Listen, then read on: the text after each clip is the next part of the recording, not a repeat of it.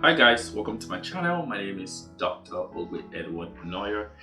I'm a doctor and a pastor, so today's topic will be how to handle grief.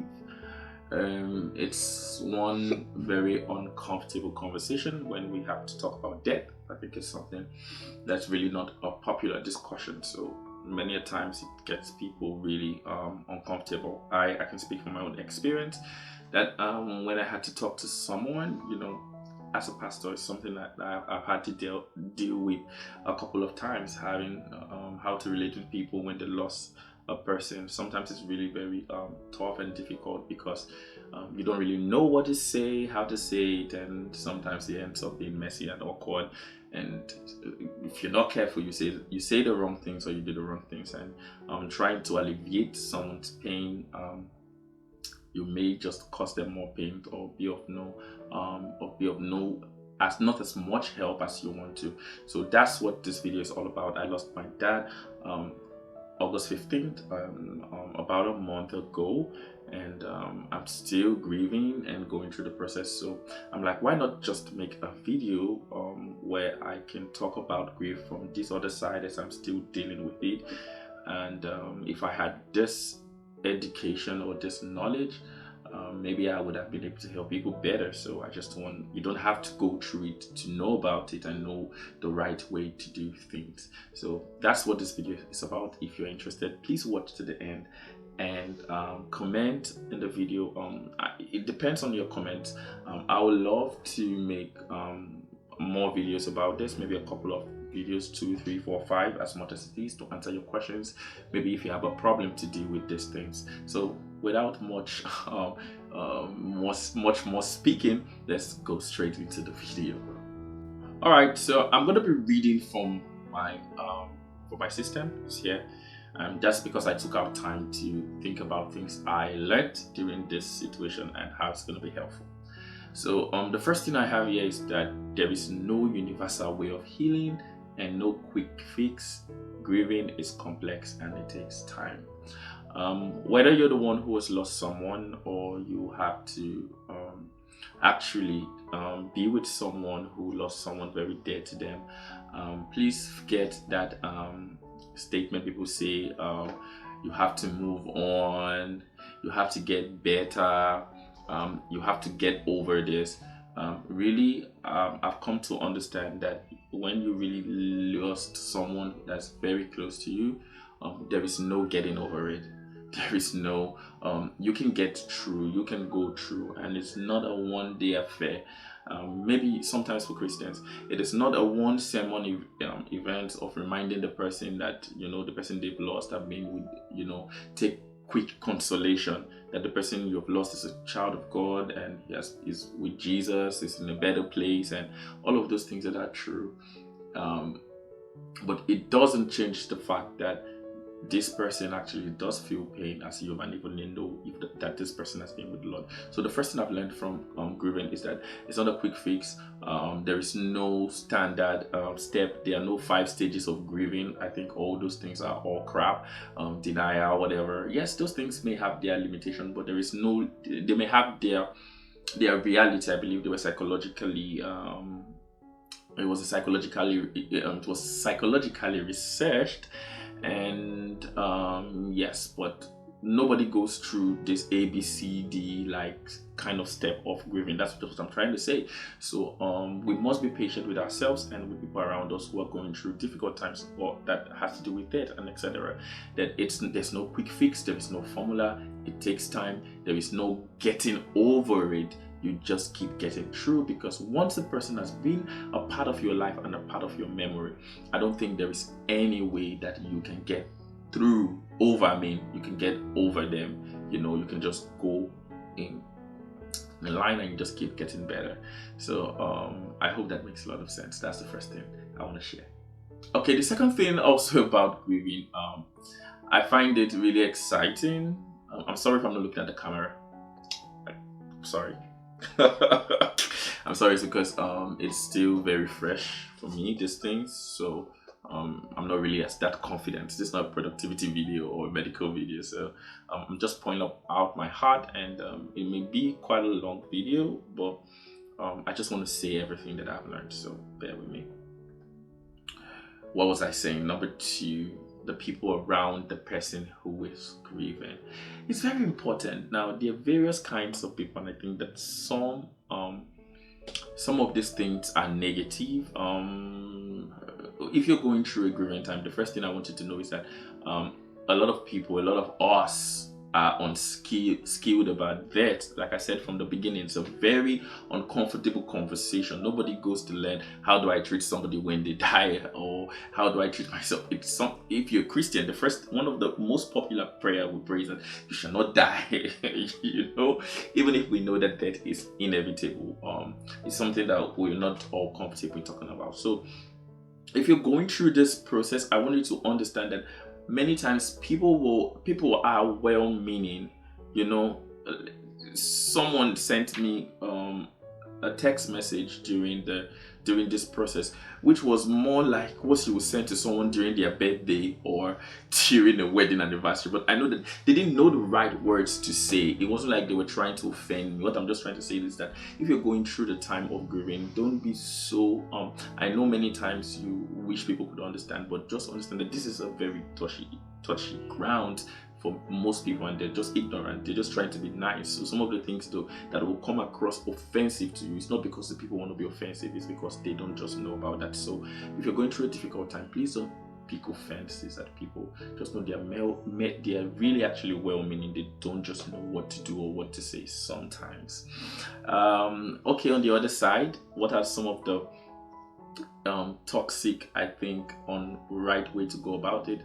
Please, if someone is going through a difficult time, don't be the fixer. I call the people who, you know, want to try to make everything all right.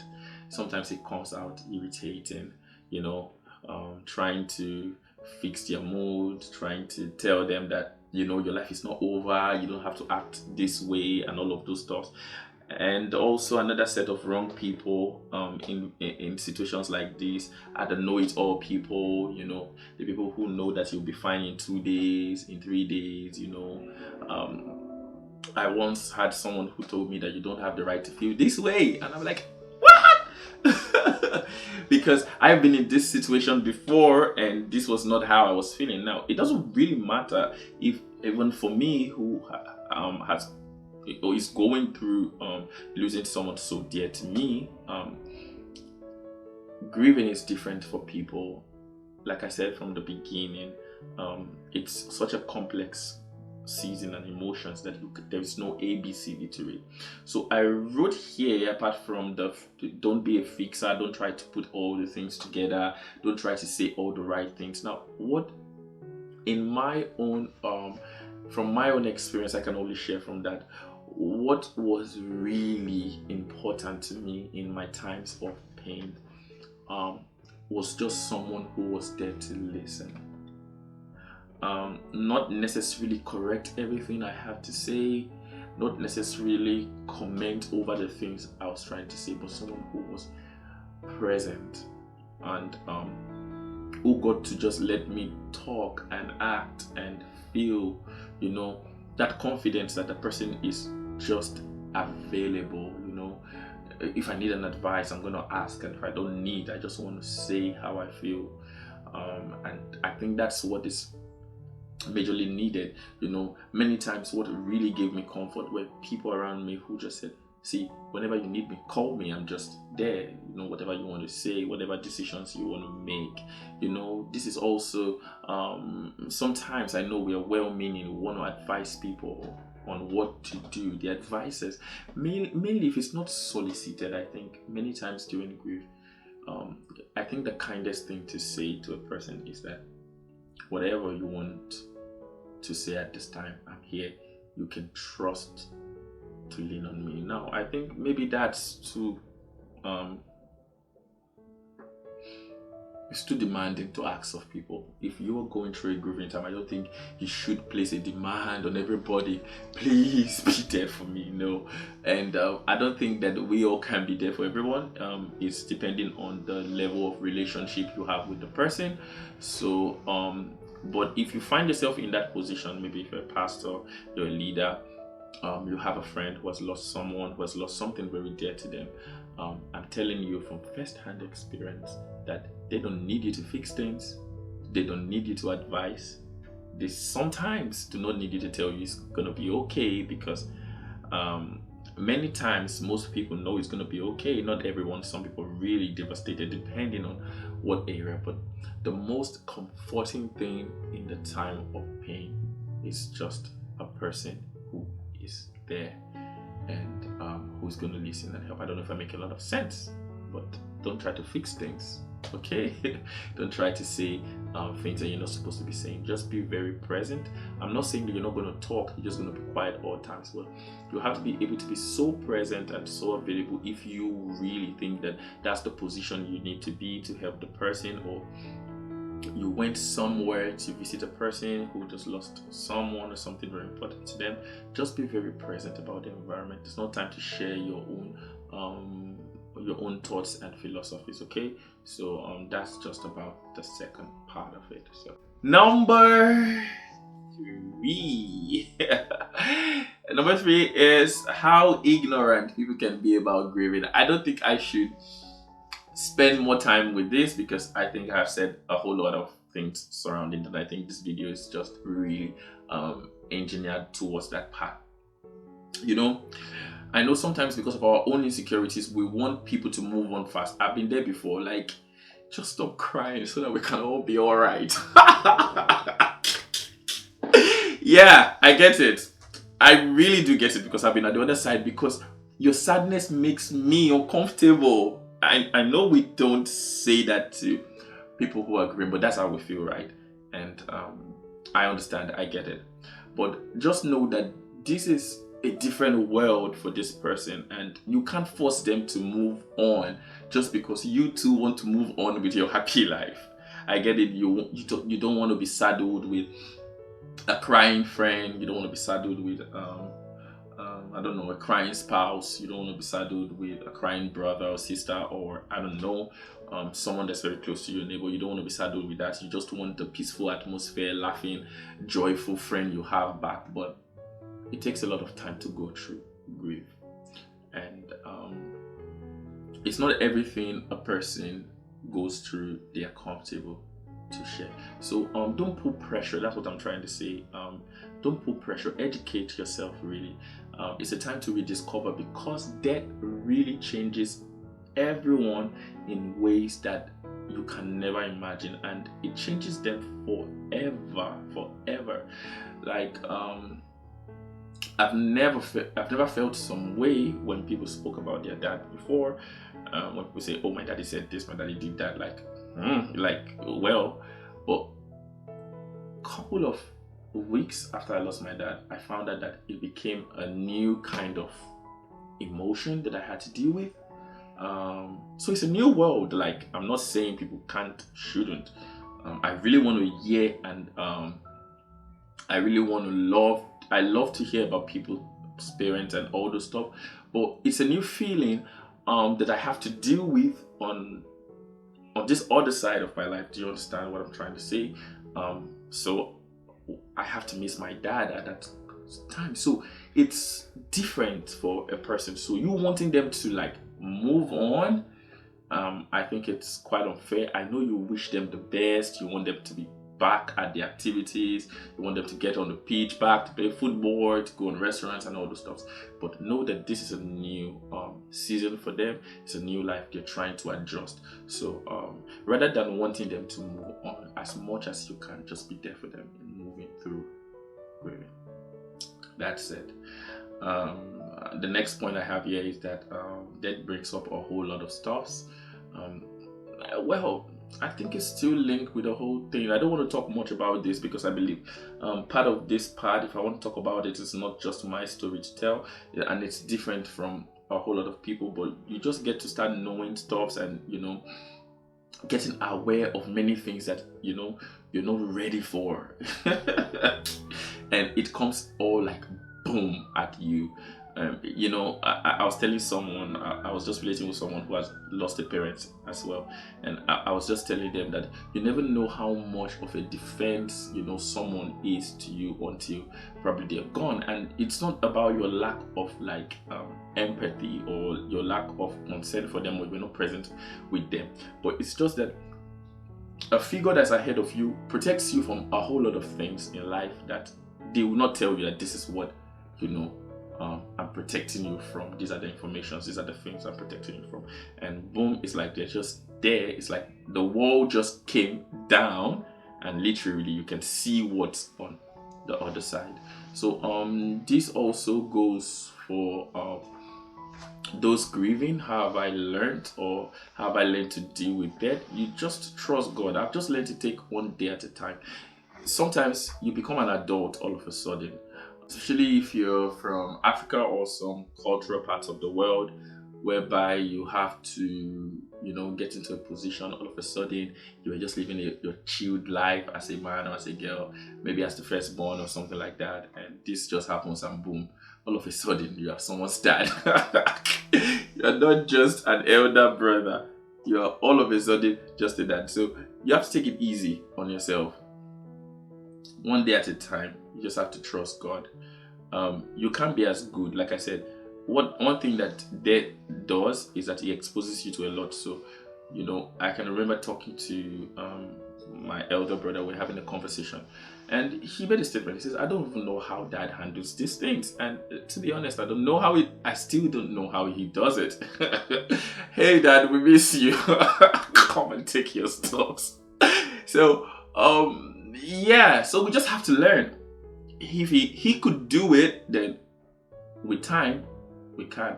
So you can't kill yourself all of a sudden. Don't lose your mind, don't lose your mental health. Ask questions. Sometimes it's just information.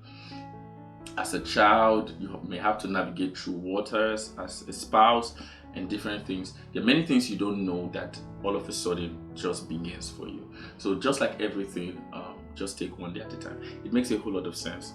Previously, before this year, when the Holy Spirit led me to study the book of Matthew chapter 6, and the Bible clearly says that we should seek ye first the kingdom of God and his righteousness, and all other things shall be added unto us. And the Bible says, don't take so much care, don't worry yourself about what will happen about tomorrow. Take every day as it comes, right? And the Bible says that tomorrow will definitely take care of itself. Sufficient is already every day with its own challenges. So it's the same. Many people, I know what's crossing your mind if you lost someone, is maybe for many people is, how am I going to survive? You understand? How am I going to live through this process? If it's a woman, for example, that lost her husband with like little kids and everything, how am I going to take care of these kids and all of those stuff? I just want to tell you that it's just one day at a time. You're never gonna know if you don't try. So this also goes back. I think I want to repeat this. When you're also handling people who are dealing with grief, there's a whole lot of things that's going on in their mind. Many things that they cannot share with you, that they can't come out to say, this is the sudden reality, and to want to put the pressure on them to move on, to shove down scriptures down their throat, it's quite going to be insensitive at the end of the day. So I know it's quite a lot, but it is what it is. The next point is death changes your perspective on life. Oh my goodness. I cannot say how much more. Many things that meant so much to me. Many pains, hurts. And at this point, it didn't just matter anymore. Like, you see, like, shoot, this issue is over and done with, because the sad reality, it hits you that that's how life is. You may have heard about death and a whole lot of things, but when it happens to you firsthand, like, it becomes real. Like, hey, I remember one time I was walking on the street, I think it's with Hanok, the guy who shares this video with me. Yeah, maybe it's with you. When I was like, I can't call my dad. Yeah, it was with you. Yeah, you just realize, like, it's true. like in that moment, and you don't know what it's the normal regular day thoughts where you think of, hey, I want to call this man. It just strikes your mind, and then you remember, I can't call him. So it changed your perspective of life. And it was also similar another day where I was in the elevator, and all of a sudden the elevator opened and it was a dead person. They moved into the elevator. That day I felt like they destroyed my innocence. But I think I was already numb, of course, because I just lost someone. So seeing a dead person wasn't really that serious. And the way they just carried her in a white bed sheet, like there was no even respect. Like they just carried her into the elevator, and I was just there. I took the first look at her, and then I took the second look at her. Then I took a very good look at her the second time, like she's dead. And I thought it was a joke. Maybe she was just sick and she's just there, like whatever. But I saw it was a coffin outside in the front of that. I'm like, oh, she's dead, shoot. And then I was like, wow, this old woman at a point in time was young, was happy, was vibrant, and at her death, she can't even dictate how she was carried. She was carried just in a bed sheet, like. Turn the light on now. She was carried just in a bed sheet, and she couldn't even just decide. So that changes your perspective on a whole lot of things. Great. Now, another thing I wrote here already is that in the state of grieving, you get to know how important a person was. It's not something I want to talk much about. It's not your negligence, but it just lets you know, vacuum. That vacuum makes you know much more, And sometimes, let me talk to people who just lost someone. Sometimes that brings a whole lot of feelings and emotions, like, oh, if I knew I should have picked that score the other day. Oh, if I knew I should have made that trip with that. Oh, if I a whole lot of things. But see, time is gone already. You can't kill yourself. I know many people who struggle with what they think they could have done right, what they think they could have done better, conversations they wish they could have had. And this is just another way for me to encourage people, like, value the people in your life, because we don't know, life is just moving. We don't know when the bus stop of everyone is going to come, just like the pastor was saying yesterday in my dad's service of song. You don't know, nobody knows what at what time. So I'm glad that one of the things I got to do in 2021 was to try to intentionally build a relationship with my dad. So there's really not much, and kudos to my dad. Like, he reached out the most.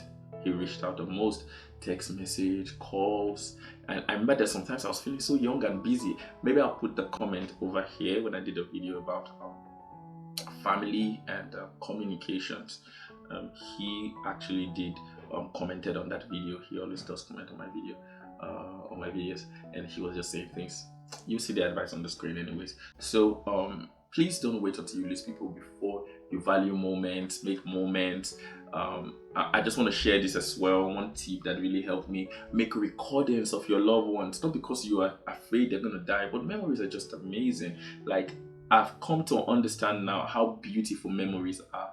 When I go to his messages, his text message, when I watch videos of him dancing during his birthday, the prayer he sends me, it's just amazing. It's so much beautiful how, like I was saying, death changes your perspective on a lot of things, that you begin to know that there's much more to life than making money, being productive, or whatever. Like, the very important things in life are very available and very free, but sometimes we get to ignore them.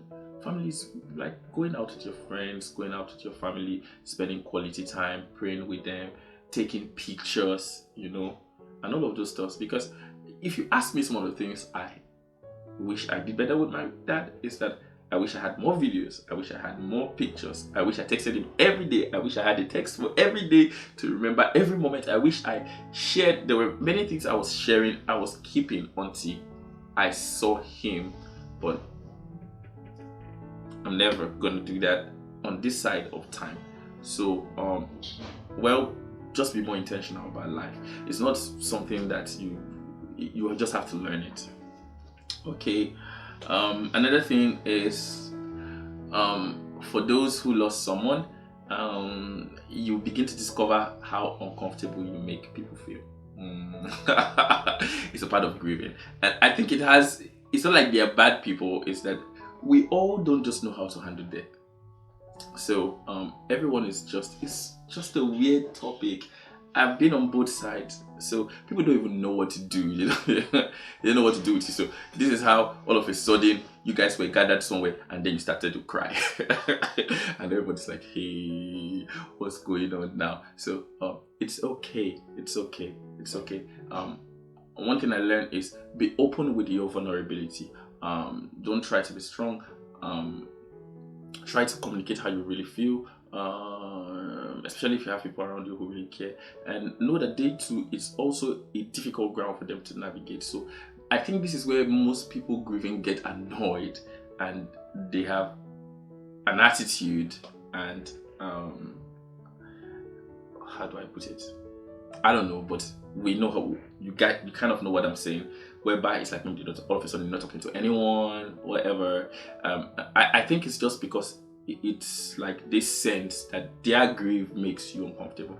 I think it's on both sides. Yes, you should accept that your grief makes them uncomfortable. It's not really something deep, like they have to wake up and think about death all the time because of you, because you are in the middle of grief. And death is something I think everyone is trying. It's a feeling that everybody is trying to escape.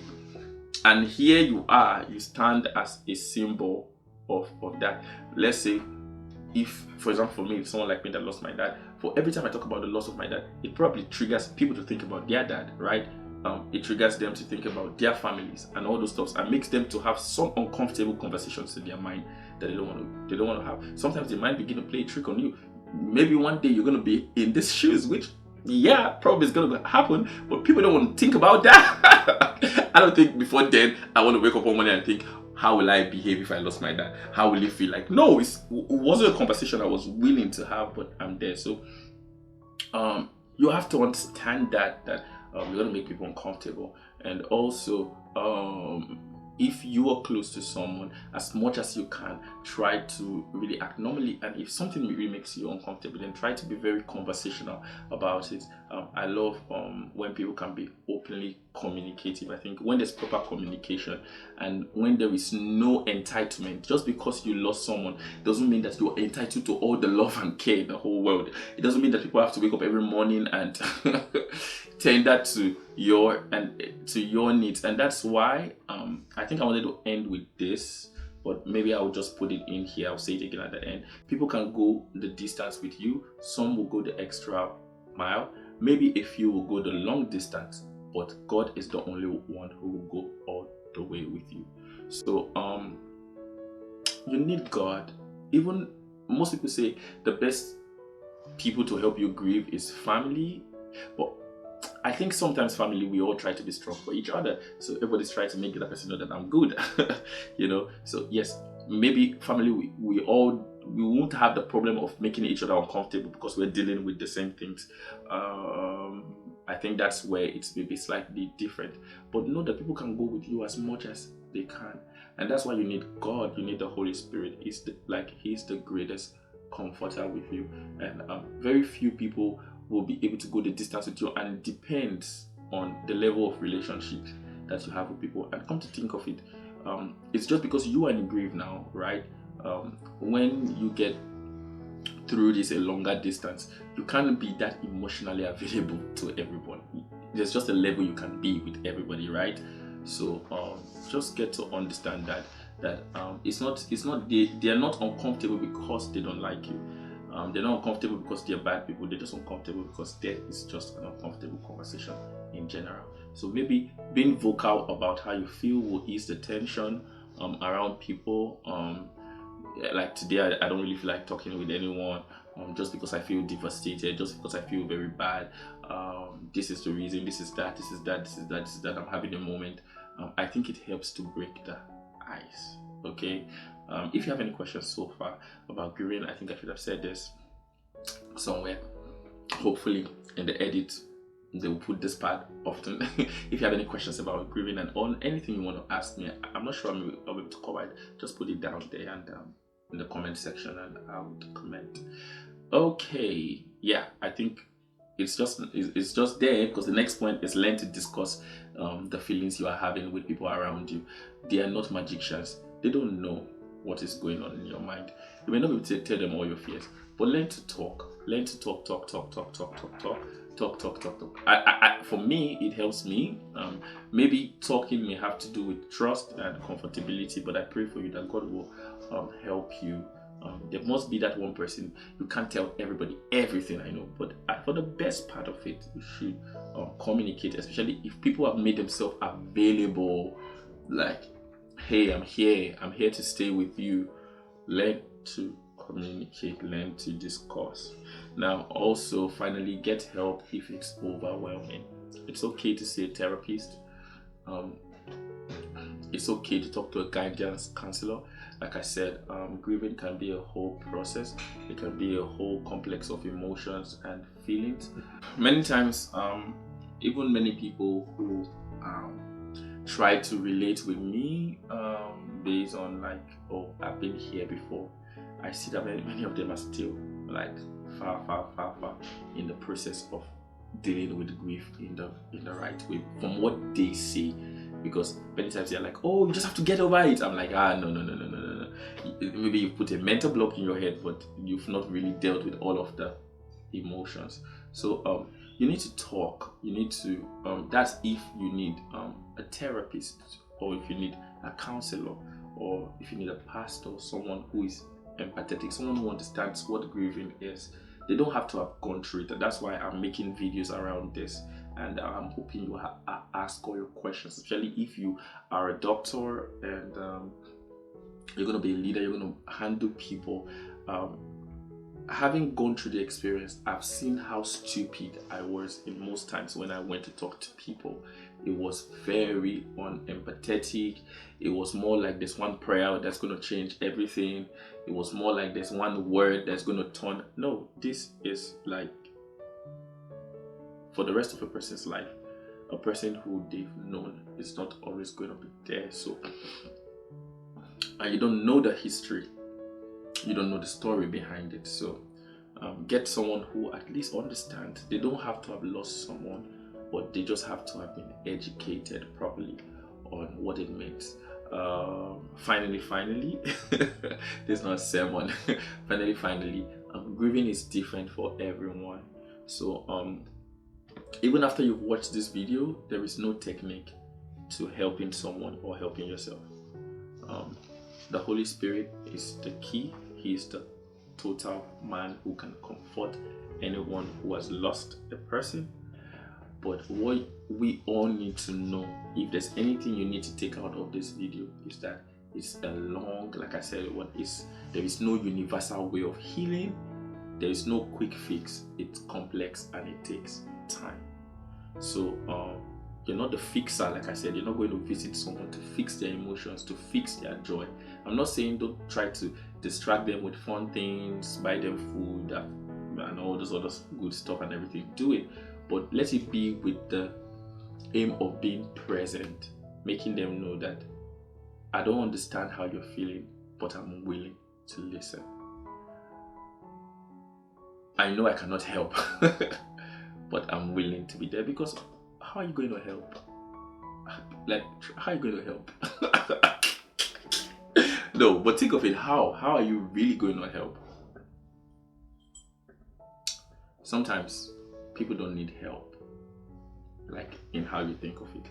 They just need you to be present. So, my name is Edward, and it's the few lessons that I've learned from grieving. It's little here and there from all perspectives, and I guess this video is pretty long and as long. So if you had the patience to watch till this part of the video, then it's probably something that you needed. And I hope that if you have any questions, please leave them in the comment section. If you have anything you want to ask me about this whole process, I'm here and I'm there. And it's me. It's in celebration of my dad, the amazing life that he had and how he impacted us. Engineer Charles Ogbe. It's so I'm so amazed that I went through this video without a tear. and without emotions. It was one of those good days. One more point: grieving is like a roller coaster. Today you are happy, tomorrow you are crying. Next day you wake up one morning and you're super high and low. It's just here and there. You just watch one video, that's it. It takes you back to the very beginning. So, anyways, signing out. God bless you and bye.